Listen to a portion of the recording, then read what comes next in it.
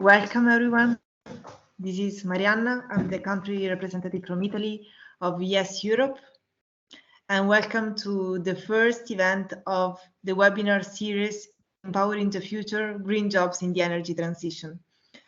This project is powered by Yes Europe and Easy Sustainability. First of all, just 2 words about who we are. So Yes Europe is a community created to empower students and young professionals across Europe. We achieve it by being a platform online where youth can establish connections, exchange, and dissemination of knowledge and learning, and also be creative and engage with stakeholders of the energy sector. By joining Yes Europe, young people who are interested in being active in the European energy transition can more easily do so by getting access to our large European network, resources, and experience. Yes, Easy Sustainability is a non-profit organization that aims to disseminate sustainability among the general public, especially in corporate world. So our mission is to help people, especially youth, in landing greener careers. We do this through a variety of projects and initiatives that allow participants and the volunteers to gain practical experience and upskilling in the field of sustainability.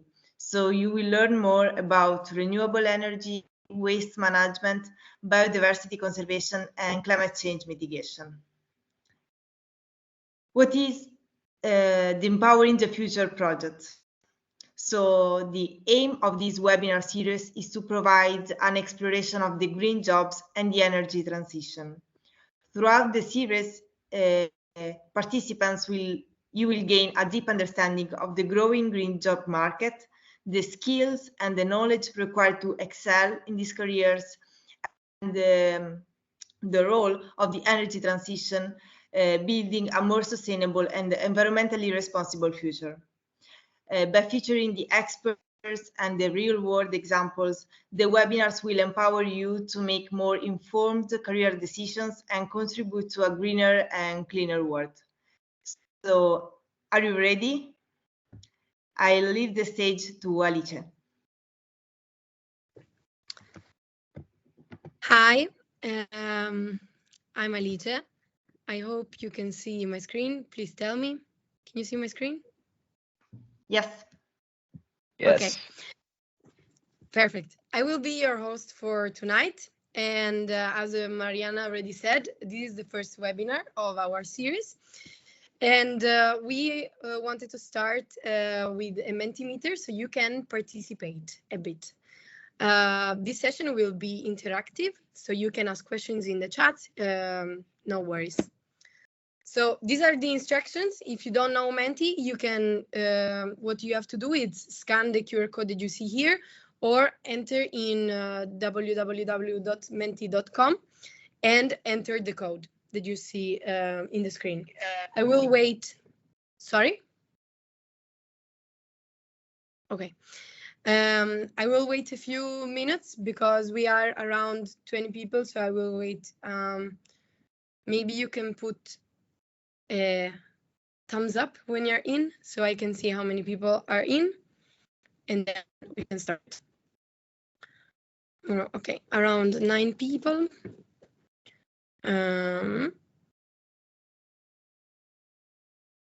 Okay, 10. Let's go. You will have the QR code also after. So what I wanted to try, it's a little icebreaker. So here there are 2 truths and a lie. Maybe you're familiar with this icebreaker. And it's about your host. So you have to choose the lie. We have Yes and Easy are 2 non-profit organizations. This is our first collaboration. And both organizations were founded in the same year. So I will wait for your answer and then we can see the result. So now for people, I've answered 5. Oh, you're pretty fast. Nice. 8. We will wait for the last 2. 9. Let's see. 1 person is missing, I think. Okay, 10. So the lie sorry, but the lie was that both organizations were not founded in the same year, because Yes was founded in 2019 and Easy Sustainability was founded last 2023. So that's a new question, and if you haven't joined up until now, you can scan the QR code again. And we wanted to know, these are like the more serious question, we wanted to know how much you know about jobs in the renewable energy field. Because this webinar is made for you, so we wanted to know more about you. Okay, there are a lot of people that are between expert and fair share. That's nice.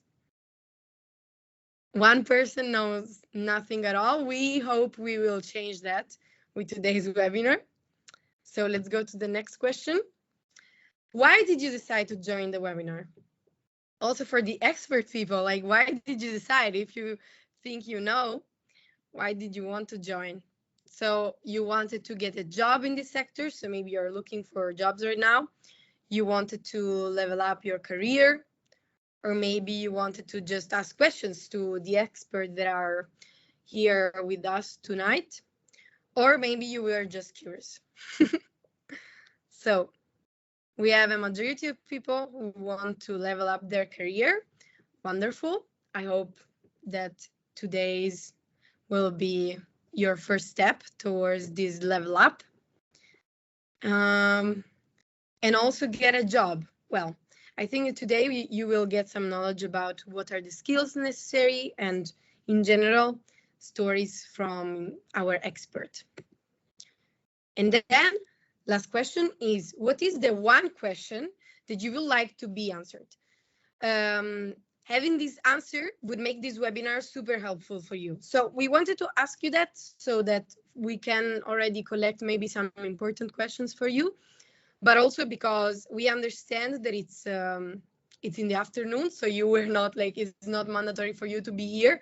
So we wanted to make sure that you go out and this webinar, it will be useful for you in the future, and that we will be able at least to answer one question that you have. So we see that one person has answered tips on contracts for possible jobs hunters in the sector. Nice. We hope. I will take a screenshot at the end. So we have just one courageous person. We had 10 people participating, but maybe it's a big question. What is the one question that you would like to be answered? Maybe I will wait another 30 seconds, but if no one answered, we will go on with our first speaker. Well, maybe you can ask your question after in the chat, okay? I hope you do so that the webinar can be useful. Oh, okay, we have new answers. How to handle the non-predictability of renewable sources? Can renewables really save the world? Oh, that's a good question. How do I land a job in renewable energies? The link between the energy sector and the agriculture sector in a sustainable future. Nice. How to understand the path to take if I studied sustainability management? Whoa, okay, nice. Okay, I think I will take a screenshot to this, and then we can go. So I thank you a lot for your input, and thank you for helping us know more about what you want to get out of this webinar. So we will make sure to take all of your ideas and opinion on board. Also, at the end of the webinar, you will be able to answer some questions. So I will stop sharing, and I will leave the floor to Andrea, who's our first speaker. Thank you, Alice. Great introduction. I will share my screen. Give me a couple of seconds. No worries. Okay, I can see your screen. Great. So thank you very much to our friends from Yes Sustainability and our friends here for joining the conversation tonight. It's nice to see many of you actually interested in renewable energy and sustainability joining the conversation. So the intention here is basically to share a little bit my experience working in the energy transition, in the energy industry for a few years. in particular with what I'm doing at Net Zero, which is this renewable energy company, which is founded a couple of years ago, and why we are here speaking about this. So to basically reinforce why we are here and why we need you, we need more people working the energy transition, is that unfortunately we are experiences already the effect of climate change. 2023, as you might all be well aware, was the warmest year on record. Almost every year of last year was on average 1.5 degrees above pre-industrial times. You can see here a chart on the left showing the average temperature across the year from 1940. So it's pretty clear that climate change is gaining speed. This is also due to the coincidence with El Nino phenomenon, but still it's quite scary how temperature were last year. And we can see the impact as well across many other indicators, from the ocean warmings, the sea level rising, and of course carbon dioxide reaching record high in our atmosphere. This is translating into a record amount also of extreme weather events.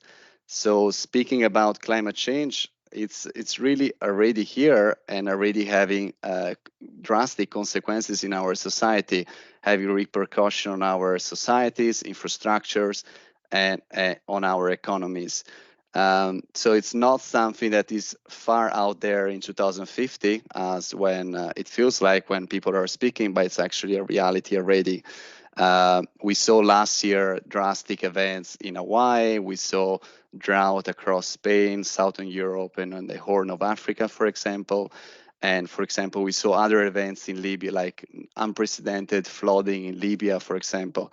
So all instances of extreme damage to our economies and society, which unfortunately will probably become even more frequent in the future if we don't act quickly and fast within the next decade. So what do we need to do actually to reverse the path and make sure that we don't fall in a spiral of extreme weather events increasing without any way to stop them? So the consensus among the scientific community and research institute is pretty clear. So nowadays, in 2020s, we have roughly a global total emission of 55 gigaton of CO2. Energy sector contributes roughly 80% of these total emissions. And the consensus is that we basically need to reduce almost to zero this emission by 2050. So we only have basically 25 years left to actually accomplish this mission, this objective, which is quite unprecedented in human history in terms of capital deployment, financial investment required, and effort. So this is almost like a new industrial evolution to really convert and translate all our economic sectors to sectors that don't pollute and don't emit emissions. And so it will require a great level of collaboration and efforts from all stakeholders and governments across the world. The hope and the good news here is that actually we might have reached peak energy emission last year. This is according to the IEA latest report. It might be that 2023 was the year where actually we reached the maximum emission, and from this year onwards, it will be a downward trajectory. And the good news is that this downward trajectory will actually be rising in speed. It will grow and grow in terms of reduction speed, and we will see why in the next few slides. One of the reasons why this reduction in emission will grow in the next few years is that renewables energy, clean energy deployment is basically growing exponentially. It might sound optimistic. I'm not a technology, billionaire here really promoting just technology, but it's really the fact. Like if we look at annual solar and wind generation, we can see that they are following a S-shaped growth pattern, which was common from other technology in the past, going from the digital technology to the cars replacing the horse or any others. And this, of course, gives us extreme hope that, in a sense, these renewable energy sources not only could replace the additional energy demand that we are seeing year by year, because the energy demand is still growing on a global level from countries developing and becoming more developed, but it will also make a dent on total energy coming from fossil fuel. So in this regard, with these trajectories, and if we also project these in future years, we clearly see how renewables could actually make a real contribution and really impact our total CO2 emissions. Just to give you a few impressive numbers that I got from a recent reports from the IEA, this was just released a couple of weeks ago. Renewables deployment last year grew by 50% compared to the year before and reached a record number of 510 gigawatt in 2023. This is more than 50% of the year before. So imagine what growth we have witnessed just in a single year. China last year commissioned as much solar as the entire world did in 2022. This is another impressive number that is really like mind-blowing if we think from a European US perspective, how a single country is moving this fast in the energy transition. Also, wind witnesses a growth of 66%. On the manufacturing side and cost component, we will see it in the next slide, the cost of these technologies is also decreasing exponentially. Last year, solar manufacturing capacity expanded as well, and we saw on the panel manufacturing level a 50% almost drop in prices in China in terms of solar PV, which is a great news in terms that we are making this technology really affordable and really deployable all across the world at very competitive prices. So if we look at prices, the picture is quite clear. Basically, clean energy technology, differently from fossil fuels or other technology of the past, is really something that moves with economics of mass production and fast improvements, like in the digital world almost. And if we look at these two charts from Lazard, which is a trusted and bankable provider of LCOE and cost projection for renewables technology across the industry, we can see how solar electricity prices, generation prices, decrease almost 10 times in just a matter of 14, 50 years during the last decade.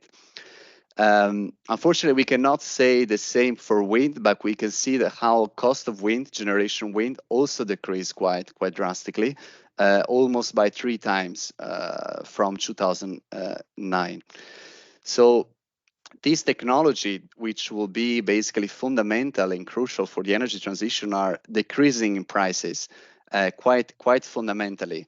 And if we look at the projection from the most trusted, reliable, from Bloomberg, New Energy Finance, from Lazard, from IEA, we can see how these prices are actually projected to decrease even further in the next 2 decades.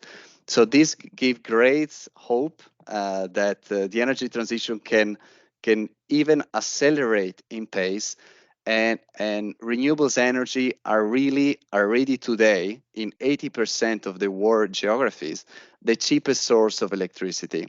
So when a country needs to make a choice, solar and wind in most geographies in the world are already the cheapest sources, which is a great news for the energy transition.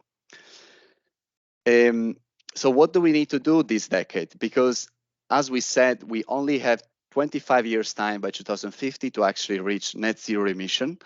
And this decade, everyone agrees that it's actually a crucial years, and we only have 6 years left by 2030, by the way, it's not that far away anymore. It's really a decade to roll up our sleeves and act as quickly as we can. In terms of renewables, coming out of COP back in November, global leaders agree that there is the absolute need to triple renewables capacity by 2030. This required to basically grow renewables from 4,000 gigawatt, which we currently have installed in our planet, to 11,000 gigawatt. It means doubling the energy efficiency rate worldwide, because of course the cleanest energy source is actually the one we don't consume, and I think Mattia will speak more about this later on. In terms of methane emission, also we need to drastically reduce our emission. Good news is that methane doesn't stay in the atmosphere as long as CO2. It's only there for 10, 20 years. So if we can drastically reduce methane emission in the atmosphere, we can actually contribute significantly to reduce climate change impact. And in terms of transport, we also need to mass roll out electric vehicle and heat pumps. So as you see, there's a lot to do in this forefront, but these four together can really make a dent on CO2 emissions and bring us to the good trajectory to reach net zero by 2050. In terms of investment, for reaching these scores, we need to almost triple the investment we are doing on a yearly basis. Of course, we are not there yet. In 2023, we almost invested 1.8 trillion in clean energy, which is already a massive amount if compared to 10 years ago. But to reach net zero, we need to make our effort even greater. We need basically 4.5 trillion a year, which, though, looking at the global level, is not that much in terms of global GDP percentage. We are speaking about a few percentage points. So it's definitely something that can be accomplished. In terms of electricity grids, electricity transmission are a greater enabler of this transition, because as we know, renewables, solar and winds are good in certain locations of the world, but not necessarily where demand centers and citizens are located in major cities. So transmission electricity grids will also need to expand. And by, again, the IEA net zero scenario by 2050, we will probably need around 2 million of new kilometers of transmission grid each year by 2030, which is roughly like 5 times the distance Earth to Moon. So you understand the challenge here in terms of transmission grid. And finally, one of the most important topic, and that's the reason also why we are here, is that today the green energy economy already employs 35 million workers, but it's estimated that we will need an extra 70 million workers, green energy renewables, by 2030, just in 6-year times again. So we definitely need as many people as we can, and we need you to contribute to this transition and really help to reach this unprecedented industrial transformation of our economies. So this is just to give you a bit of a landscape and a sense of the urgency and the effort required to keep us on the path to decarbonization. I will now move on to speak about basically the company I'm working on and what we do to contribute to this transition. So since 4 months ago, I started a new journey at the company Zero, which was founded a couple of years ago by a few entrepreneurs and ex-executive energy veterans. So these people had a vision that they could deploy large-scale energy, renewable energy across different geographies where the solar and wind potential are the greatest, and then transport this electricity to demand center where renewables are not available or where renewable prices are much higher. So leveraging their 20, 30 plus years of experience in the sector, both in the financial and energy sector, they decided to come together to create this reality. We are now a reality of 25 people, but growing and also partnering with a lot of other companies. And the vision is that to deliver basically clean and affordable energy around different continents, and to basically contribute to close the growing gap between climate ambitious action and bankable project. Because what we see out there is that the climate ambitious from the European Union and other countries is very high, but we don't see an alignment from the private sectors in terms of commitment and actually ability to reach those targets. So how can we make sure that we are actually able to reach those IEA, for example, net zero energy targets? So the idea here is really to spur investment and really align the wheel from all the different stakeholders involved and deliver on those projects, concrete infrastructure project, because here we are speaking about infrastructures that need to be deployed quickly on the ground. So the vision is that given the scale, pace, and disruption needed in the next decades, Zero purpose is basically to build one of Europe's leading clean energy companies. We will need many more of Zero, of course. We don't want to be the only disruptor in the field. We will need many of the Tesla, potentially in Amazon, of the energy sector going forward.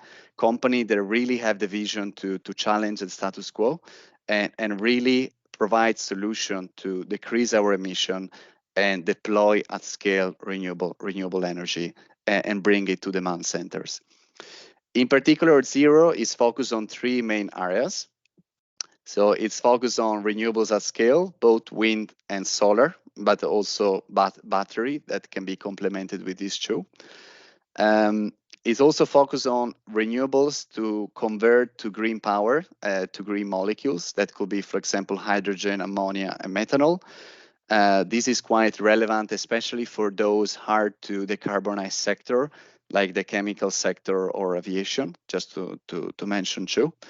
And finally, Zero also aims to be involved in infrastructure to export this electricity, because as I said before, not necessarily the best renewables resources are located where the most demand consumption is. And so we need a greater level of interconnection, not just the European level, but essentially globally, to actually be able to connect the best resources and sharing this energy all around the world. One area where Zero is particularly focused is interconnectors.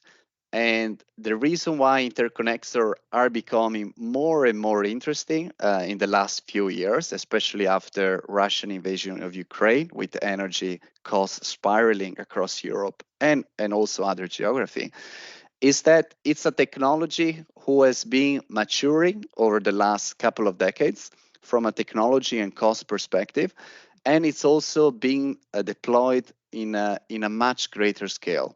So all the offshore wind projects across the world also require typically a high voltage direct current link that connects the wind farm in the middle of the sea to the earth. So these cables manufacturing capabilities are increasing quite a lot across the world. And these cables allows basically to transport green electricity produced, for example, from solar and wind, from almost any distance, power and depth of the sea, to basically places where we need this current the greatest. An HVDC cable, for non-electrical engineering expert, is basically, you need to imagine, it's like a cable. It's like a diameter of 20 to 30 centimeter that allows to transport great amount of electricity in long distances. And the reason why we use direct current instead of alternating current, which is used for our electricity needs, electricity grids across the world, is that direct currents allows to minimize electricity losses. So HVDC is basically the most efficient energy transport mechanism. It only has roughly 3% loss every 1,000 kilometers, which it means that we can literally link Africa to Europe together, or Asia to Africa, or Asia to Europe, minimizing losses and really leveraging the different distribution of renewables across continents. The technology is already widely deployed across the world. We already have roughly 200 gigawatt of HVDC links existing nowadays, which basically equals to 100,000 kilometers of these links. And again, we need to recognize that China is the absolute champion here. They have the record in terms of HVDC share up to 50%. And they also have the longest HVDC link that goes from northern West China to the East Coast with a length of more than 10,000 kilometers. So what's the opportunity here? The opportunity is basically we have renewables technology, which have become extremely cheap during the last decade. We have areas in the world with the highest yield for renewables in terms of solar and wind, which not necessarily are where the demand center are. So for example, in this slide, you can see the example of North Africa, which has great potential in terms of solar, with among the best resources in the world, but also wind at the same time, with great wind resources, and the potential to use a technology like HVDC to link actually these areas to other places where demand is much higher, and potentially there are not enough land to actually satisfy all the needs. Plus, the advantage, of course, is to link geographies which have different production profile of renewables. So you, for example, wind in Central Europe are highly uncorrelated to wind in the southern Mediterranean basin. So in a system in the future where we will be relying, let's say 50% on wind energy, we actually want to make sure that our wind is blowing all the time and not just 40-50% of the time, so that when it's not blowing Central Europe, for example, we could still have wind coming from another side. So this is the idea. And one of the flagship projects that Zero and myself I'm working on at the moment, among other initiatives, is basically called MedLink. MedLink is an initiative which is also, which basically with a vision to connect Algeria and Tunisia to Italy, and via Italy to export clean energy power produced from solar and wind to the rest of Europe. The project is designed as two independent legs. Each legs, one in Algeria and one in Tunisia, will deliver 2 gigawatts of clean energy power to Italy. And each leg is basically linked to a production site of green power of 5 gigawatts, combining wind, solar, and batteries. Part of these, yeah. Sorry, Andrea. Do you still have? It's very interesting what you're saying. It's just for time management. You passed 15 minutes. Do you still, if you want, you can finish your thought. Otherwise, if you have more slide, we ask you to leave the floor. But finish what you're saying, just to let you know that your time has passed. Sorry for that. I can finish this slide, and then I have a couple of slides on the skills for the job, but we can speak about that later, I guess, no? It's okay, perfect. It's for the open discussion. So the idea here again is to bring some of this power to Europe, but of course also to produce power for the host countries, because the idea is to foster development both in Europe but also on the origin country by basically producing energy there, fostering local manufacturing capabilities, supply chain, and of course giving jobs to the local economies. So it's a project with benefits to the EU and the local countries in terms of decarbonization, but also in terms of renewables generation that needs to be shared between both sides. And of course the link can also go both ways. It's not unidirectional, can be also bidirectional. I had a few slides around what it means to work as a renewable business developer, but I guess we can cover this later in the broader discussion about what as a renewable professional, what skills are required in the job. So I'm happy to leave the floor. Thank you, Andrea. Thank you for, yes, we will speak about that maybe after Mattia presents. Mattia, you can share your screen now, I think. Yeah, I will share my screen. Very interesting, by the way. Okay. I'm sorry we had to cut off. Can you see it? Yes, we can see the screen. Yes. Okay, so yeah, I will try to be faster to respect your time and to have time for the questions. So yeah, I'm Mattia. I'm a founder of Bamboo Energy, that is a startup, and today we'll speak a bit about one of the problems in the energy sector that we are trying to face in Bamboo, and then I will speak a bit about the journey that brought me here, and finally some tips for you. So, as Andrea said, yeah, one of the main challenges of our time is the climate change, and we know that our Earth is now more than 1 degree warmer than the late 18th, and the solution that has been seen is to substantially increase the share of renewable energies in the energy mix by 2030. And for example, in Spain, there is the objective to reach 100% of renewable energy production by 2050. Another pillar of this transition is also the increase in the share of electric vehicles. So, of course, this is nice, but this creates new challenges. Just for you to have an idea, in Australia, passing from 24% to 50% of renewable energy share from 2011 to 2019 meant to increase the electricity volatility in prices of more than 180%. Also, the most optimistic scenarios on storage systems say that in Europe we will have more than 25% of renewable energy curtailment due to this moment where we will have more production than consumption. And of course, this will increase the prices for the electricity itself, but also for the infrastructure. Here you have an example of what happened in California, that is a country that bet a lot on solar rooftops and also on electric vehicles. And what you see here is this net load curve from 2015 to 2023 from the grid perspective. So you see that during the solar hours, this curve is going down and down due to this solar production. And while during the first hours of the evening, when everyone arrives to home and plug its electric vehicle, this consumption is increasing.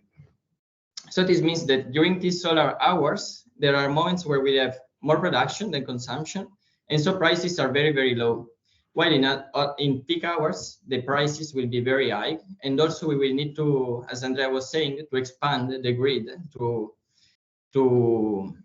allow this peak in the grid, and this has cost. So one of the solution is to try to bring the consumption from these peak hours to valley hours, because we know that a 100% renewable energy system is not possible without energy demand flexibility. Demand flexibility is this ability of some consumers to shift their consumption in hours due to price signals, for example, also to needs of the grid. So by 2030, it's expected in Europe that energy demand flexibility will save 60% of renewable curtailments, and direct benefits for consumers will be more than 70 billion euros and reduce more than 400 kilograms of CO2 per year. And this means help the system by empowering the society, because demand flexibility, apart from meaning to reduce your energy bill and your environmental impact, also means to have more insights about your consumption and to be a key actor in this energy transition. But this is not easy, because demand flexibility means manage millions of consumers and at the same time coordinated way.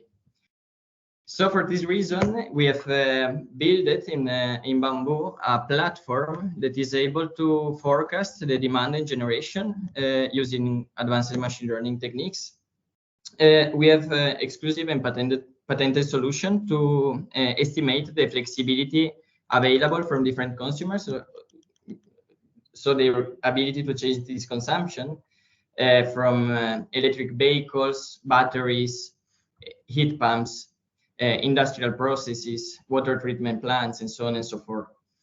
So we use this forecast from electricity prices to build an optimal bidding strategy, both in energy and flexibility markets. And finally, we have real-time operation on these assets. So we are connected physically with these assets. So our platform is in the cloud, but we manage the assets to switch on or switch off some industrial line, for example, or to change the set point of some equipment. So finally to change their consumption. But so how did I arrive here? So everything started in Torino, where in fact, I registered in psychology because I liked a lot of philosophy, but also I liked a lot physics and mathematics. And finally shifted and I registered in energy engineering because I saw that this was a field where many things will happen in the next future. Also here I broke for the first time my ankle, and I started to do yoga. That is very important for me because it makes me more rooted to this earth. So then I moved to Barcelona. I started a master here in energy management, and I was also working in a bar. And for me also this is important because it was like the first contact with clients to know how to treat them and so on. And it was very important for me also to learn Catalan and Spanish because when I arrived here I didn't know these languages. During this first year in Barcelona, I were more close to activism, both field activism, like in the Alliance Against Energy Poverty, but also more at the political level. Yeah, so during my barman career, I broke for the second time my ankle, and so for that reason, really, in that moment, I started my PhD. If not, maybe it would have happened later, or maybe never. We don't know. But I started my PhD in IREC about flexibility and aggregation. So doing a PhD is not easy. You can feel very alone sometimes. But also it's a very nice job because you have all the time to work on your favorite topic. And yeah, during this time also, I discovered that I liked a lot to communicate to people. Yes, in scientific conferences, but mostly to, let's say, normal people, just to explain what we were doing and what are the problems in the energy sector. Also, the possibility here to cooperate with a lot of people. We were a very good group. To collaborate with a lot of people from different fields to apply what I was doing with my PhD. So I started a lot of collaborations.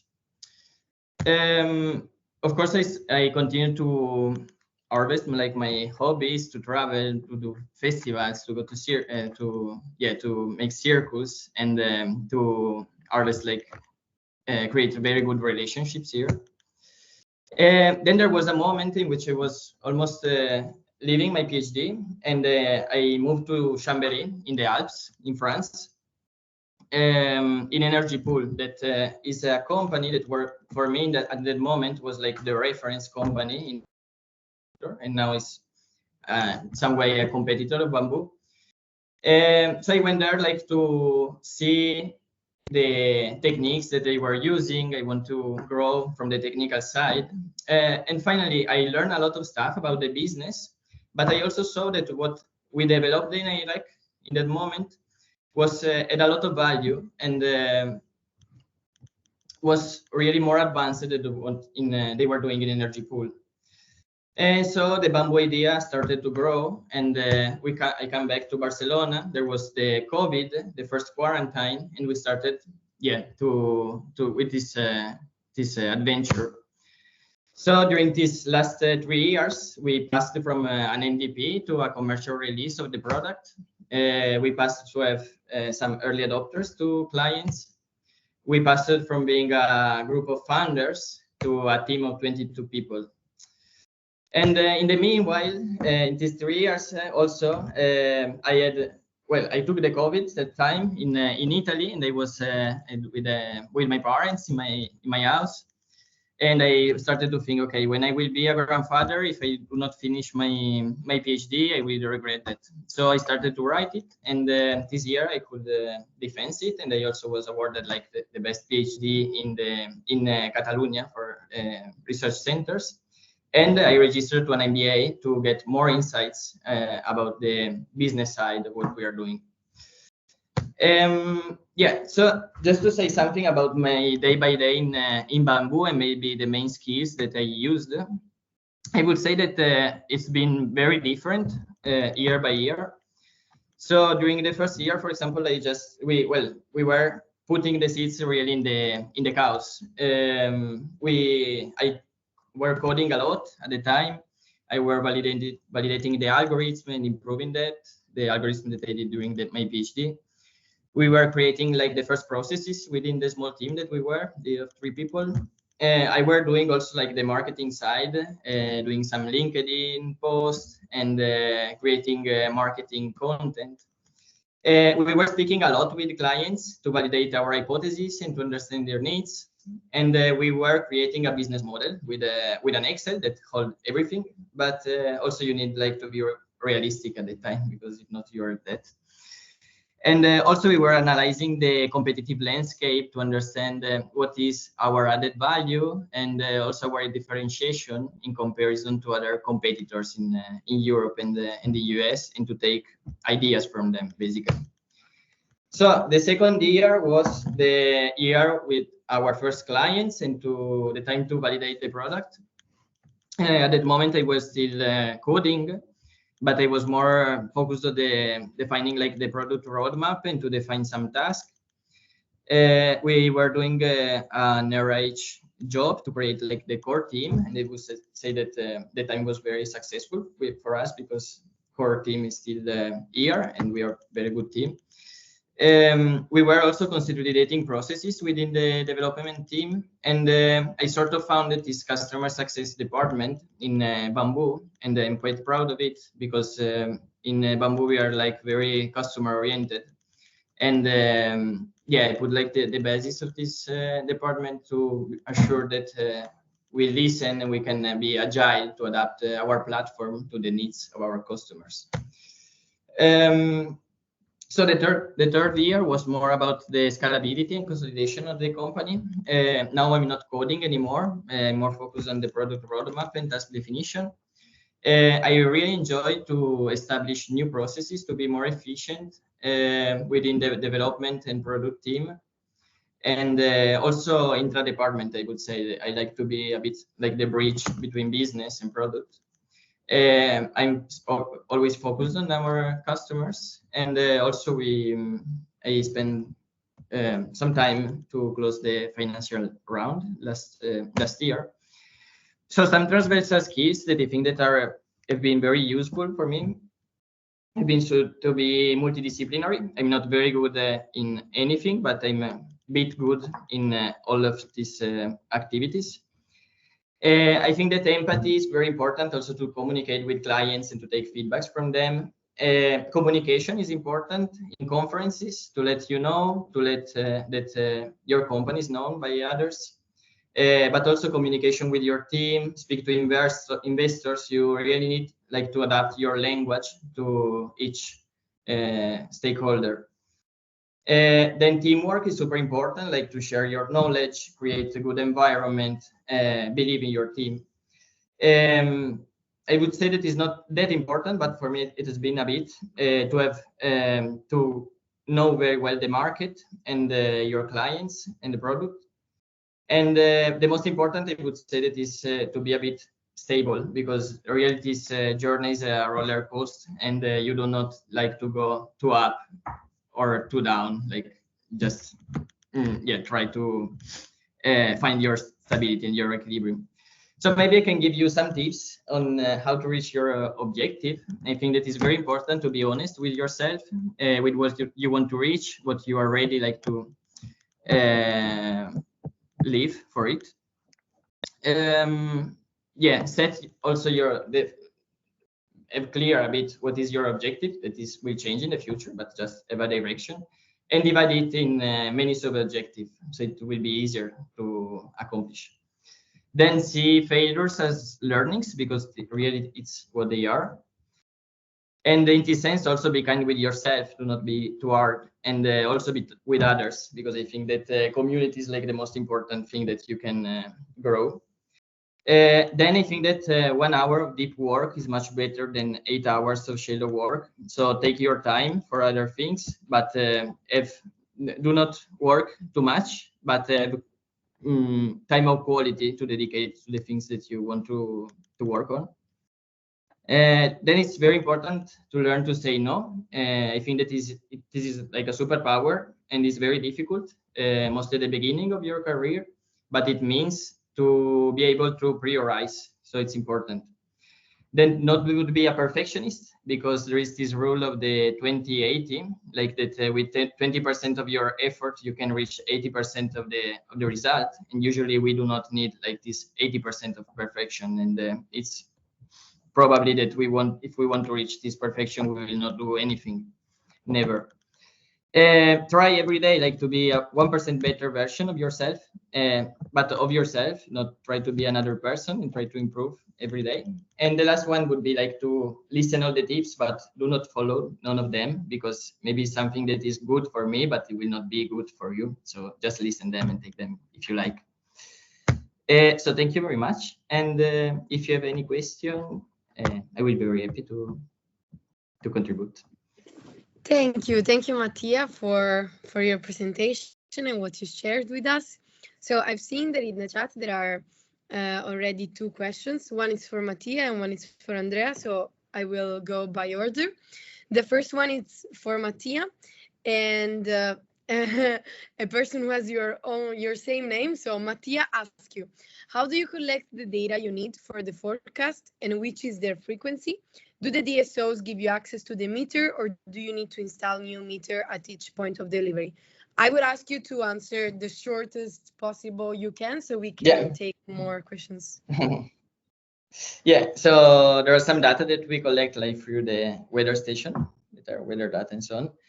And other data are collected from the site itself, and it really depends also on the service that you are providing to the TSO, to the DSO, or maybe if you are just shifting consumption. So it depends a bit on the frequency, but usually it's something lower than 5-minute data. Yeah, if we can not to install some hardware, we prefer to use of course the meter from the DSO, and they are it's sort of mandatory to allow the access. But sometimes we need meters for specific equipments, so like we use also some metering. Thank you. I hope that Mattia got his answer. Before addressing Elsa's question, we wanted to share with you in the chat. We have for you guys, all the people who are attending, we have a form for you to complete. We hope that you can complete it after the webinar while you're listening to the answers. So that you can give us feedback, and also because if you put your email, that it's a mandatory requirement to fill the form, you will also receive a certificate of participation to this webinar that you can show off on LinkedIn, on all of your network, and say, oh, I'm better than you. So you can do that. But you have to complete the form first. Then we have a question from Elsa for Andrea. We will ask this question, and then maybe, Andrea, you can show your 2 slides that were left, so you also give your info. So the question for you is, shall renewable energy satisfy the energetic need of the world? Considering that renewable energy is a limited source, how should we deal with that? In the future, can renewable energy finish? So that's the question. Yeah, well, that's a very good question, Elsa. I think and I hope that renewable energy will never finish. I mean, until the sun is shining out there in the universe, renewable energy will be available and very abundant on planet Earth. Wind energy is a byproduct of solar energy coming to the Earth due to the temperature differential in our atmosphere. And hydropower energy, if you think about that, could also be a byproduct of solar energy due to the water evaporating and then moving across the globe. So until the sun is there, there is no risk for that. If the sun will disappear one day, well, we will have other issues, I will say. But just to give you a number, the sun is delivering every year more than 1 million times what the entire humankind needs in terms of energy needs.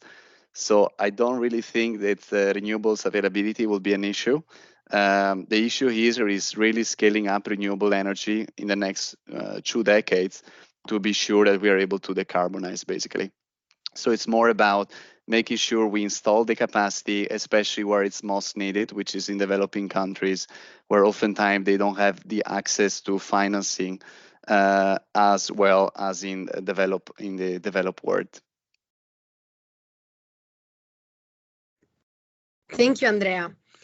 We have another question for you, but you can decide if you want to share maybe briefly your last 2 slides or if you want to go with the question. You tell me. Yeah, I can show just the last one. Mattia actually gave already quite a lot of useful tips and basically ideas. I just wanted to complement that with a couple of extra idea here. So as I mentioned before, I'm working as a renewable energy developer at Zero. And basically, these considerations, I think, are true for any jobs that you find out there in the renewable energy space. There are basically a few key knowledge and skills that you will need if you want to go into the sector and also or grow your careers or apply for different jobs. So there are specific job related knowledge that you need for any position, right? Which these are knowledge that basically you can acquire by readings, attending courses, really like diving and deepening your understanding on different topics. So for example, here you can see a list of knowledge which in theory is required for this position. Of course, you can never know everything, right? But it is something that you will be learning day by day and also will increase over time. But what I've seen in these 5 years and also working consulting, looking at partners and people who are very experienced in the sector is that knowledge really delivers cumulative benefits. So the more you know, the more is your value in the industry and for companies. Hence, it's really the secret. So the best professional I've seen out there are really the ones that stay up to date to the sector and read as much as possible. So all the best people that I've met really reads all the reports, are really always up to date with what's going on and are really well informed. In terms of key transferable skills that Mattia already mentioned a few to us, for me, 4 that were particularly relevant so far in these 5 years of working was, of course, problem solving. I think, as Obama said, I think it was last year in a famous video, he said really the ability to get stuff done and find solution to problems is one of the most valuable skill set out there. So there are amazing people and a great number of people who are able to conceptualize and talking and complaining about situation, but the people who actually take ownership of a problem and find a solution and get it done quickly are those that really brings the value, and those are extremely valuable to any organization, any institution that you're working on. So problem solving, communication also is one of those skills that you never finish to learn. Of course, myself included. Communication can be both orally, written, PowerPoint. So any type of communication, I think, is one of the most extreme valuable skills. And it's a skill that will bring you very far away, especially later on in your careers for leadership position. The better you communicate, both verbally and orally, it's the skills that really makes a difference. And of course, interpersonal skills, as Mattia said, you're the sum of your team. So the better you're able to collaborate with people around you, the better you're able to make an impact and really contribute to the cause. So these are key transferable skills. The good things about these that they are transferable from any job. So you really should aim for jobs that allows you to learn, improve as many of these as possible. because these you will bring them on with you for your life, right? For your entire career. So no matter what jobs you're doing, if you're a super good communicator, you will bring this on from the first job you have until the last one. And this will make a massive impact and massive benefits to your career. Finally, I will make a comment about personal attitude. This is not something that you learn on school books or university, but I also think is extremely important and really makes a massive contribution to your job and career and community impact. So I think a few key traits that are quite, for example, important for a business developer role, but also many others, of course, is to have a growth and learning mindset. So not being stuck to the past, but actually being conscious that, you know, we are learning human beings, so you can always learn something new and really improve yourself. We are not stuck to what we were. We can actually always improve. Having a positive attitude to things. So there are always people able to complain and say that something's not working, but actually people that looks in a positive way and provide solution are those that are really bringing the value to the table. So be the one with the optimistic view on things. Being able to be self-motivated. I think this is also becoming more and more important, especially nowadays that we are working on a hybrid mode, remotely, really being able to take ownership of projects, motivate yourself, finding your own mission is extremely valuable and important, especially in a startup. And finally, you know, being result oriented. So be able to set your goals. Could be your manager goals, but I think even more important, setting your own goals, you know, so that you have your own inner drive, inner missions, and you will work much easier with more motivation toward those. So yeah, these are just some of the key basically skills that I believe could be useful for any job seekers in a career. Thank you. I think that with this slide that that you just presented, you answer. I hope you answered Matthias. I'm sorry if I'm pronouncing your name wrong. Question, because he was asking you what kind of skills are needed. So I think that for the future of the energy sector. So I think that this slide answered. And then we have another question. We are already past the time, so guys, feel free to go out how to say, yes, exit the webinar if you're not interested. Can we still ask you to stay a little bit more to our speaker, like to answer the last questions that are there, or do you have to go? Yeah, of course. No problem. Okay, thank you. We have a question from Alfonso that says, very interesting presentations, but I think it's important to emphasize that along with renewables, we also need to work on effective energy storage techniques. Just look at the duck curve. To date, it is unthinkable to power a country with 100% renewables. What do you think could be the technical solutions in this regard? I think that in this case, maybe Mattia can answer first, just because it's like the other side of the situation, maybe. Yeah, of course. Yeah, so I think that you are totally right, that you need like some way to store this energy, or at least, as I was like trying to explain, like to match the demand with the renewable generation, no? Because we have a lot of sun, as Andrea was saying, but we have sun just few hours a day, for example, so we cannot account 100% from that. Then one point is that I think that there is a country that is almost 100% renewable, and this Costa Rica, because they have a lot of hydropower, and so also without any like electrical storage, you can still reach 100% renewables.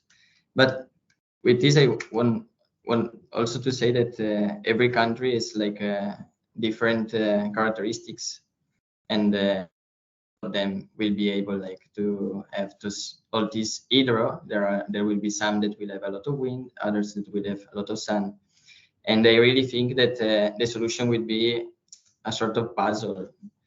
We have storage that is not a battery itself, but is electric vehicle that is in fact a battery with some wheels.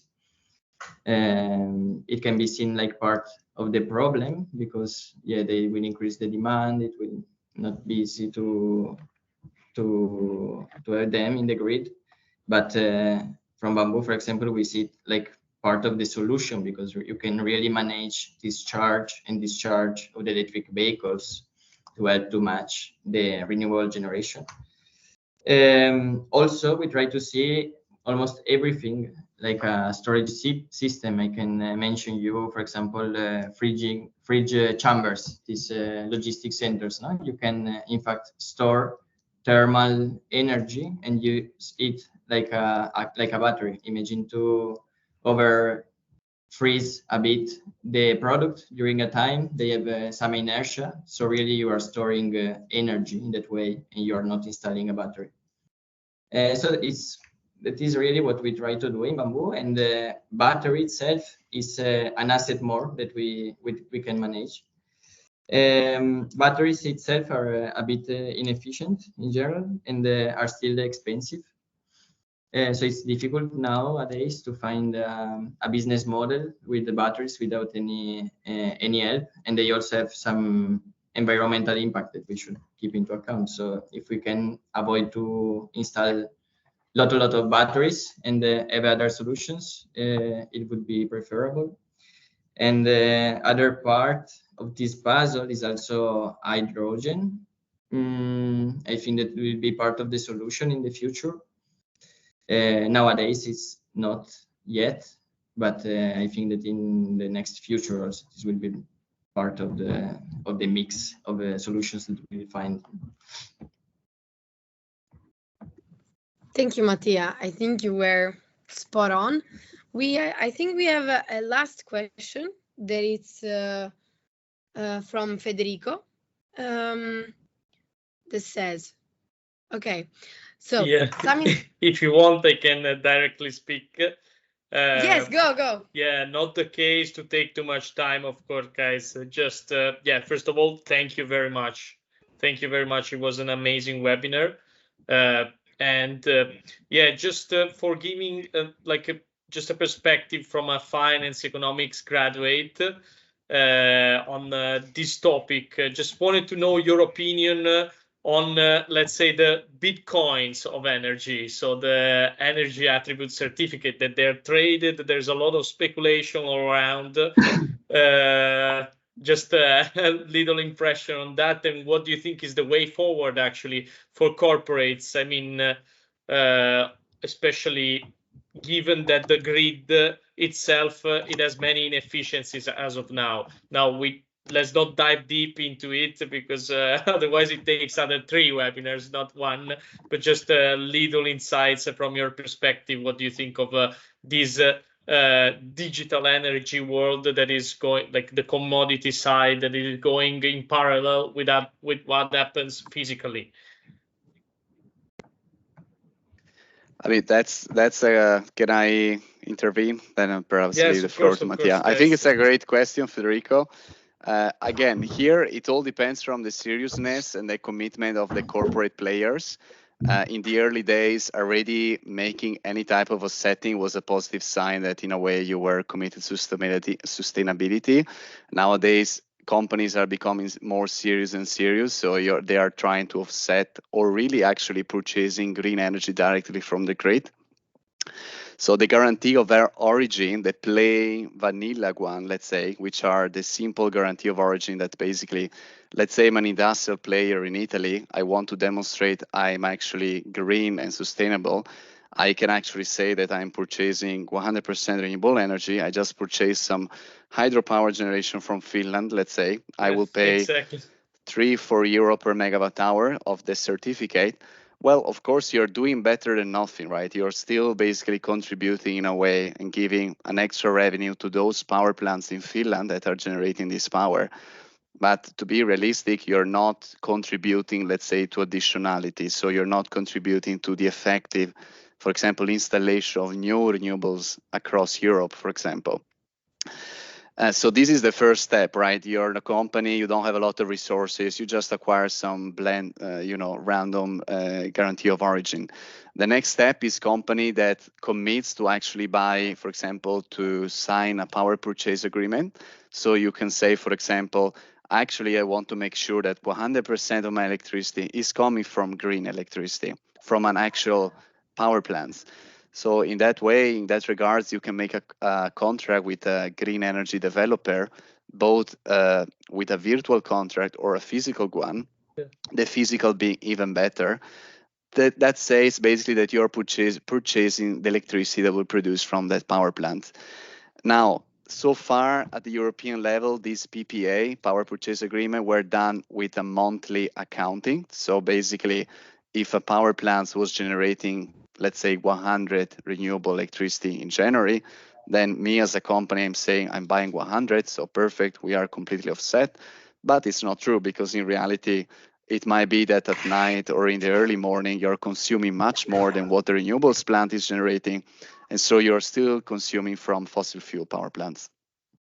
But we are moving towards, at the European level, towards a more granular approach.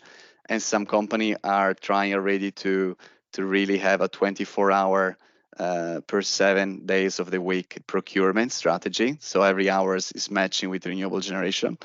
So I'm sure in the next to really finish the answer, I think we will see improvements in the next few years, with products becoming more granular.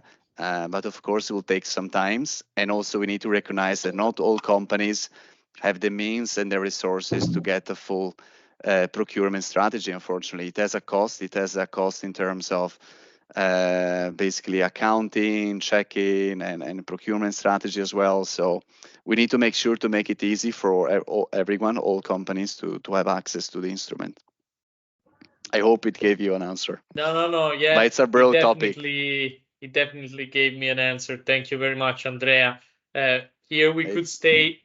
We could stay 1 hour discussing to talk about this. Yeah. There's so much, but yeah, it was very interesting to hear about your insights, of course.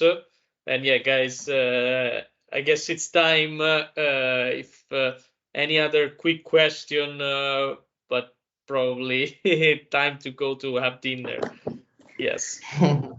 Thank you, Federico, to be brave and open your mic and your camera. We really appreciate that. That was like the aim, to make you participate with questions. We are really happy that all of you could participate, and shout out to everyone who stayed till the last end. Congratulations. Just a reminder, complete the Google form so that you can have your certificate in your email.